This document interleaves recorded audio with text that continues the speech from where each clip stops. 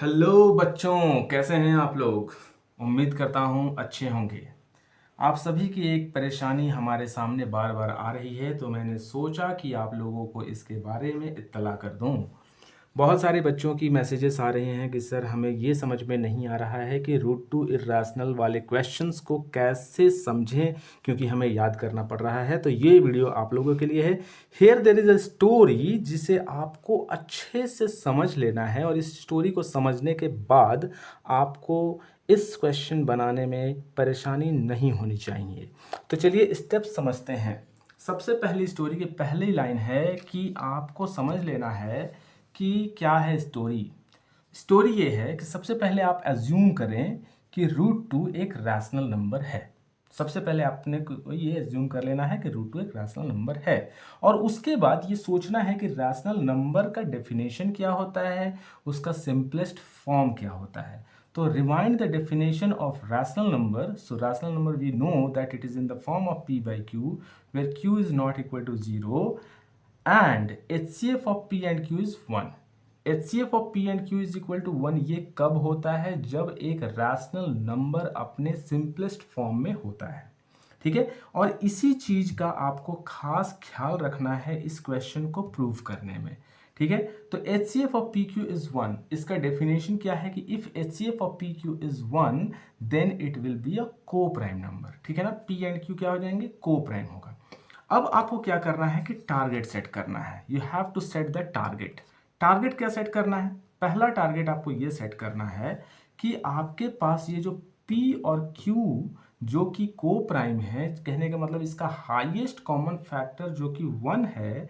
पहला आपका एम होना चाहिए, टारगेट होना चाहिए कि आप ये बता दें कि P हैज 1 मोर फैक्टर। सबसे पहली टारगेट, ठीक है, जो कि इस स्टेटमेंट के बाद आता है। I am writing here in shortcut, आप लोग समझ रहे होंगे। टारगेट नंबर 2 है कि Q has 1 more factor. Q के पास भी आपको एक फैक्टर को बताना है। ठीक है, दैट इज ऐसा करके आपको 2 आएगा। ठीक है, तो आपके क्या टारगेट हुए? First of all set your targets. Target ये है कि P के पास एक और फैक्टर होना चाहिए और Q के पास भी एक और फैक्टर होना चाहिए। ठीक है, फिर उसके बाद आप अपने अजम्पशन और ऑब्जर्वेशन को कंक्लूड करिए।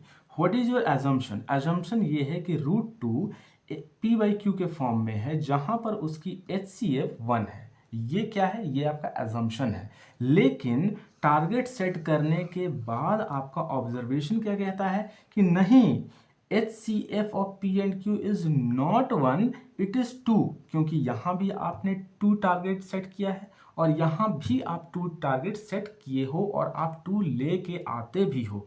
सो what is your observation? Observation is HCF of PQ is equal to 2। तो यहां पे क्या हुआ, इसी चीज को समझना है। The assumption that HCF of PQ is 1, highest common factor 1 है, लेकिन ऑब्जर्वेशन ये कहता है कि हाईएस्ट कॉमन फैक्टर 2 है। ठीक है, तो यहां पे क्या हो गई?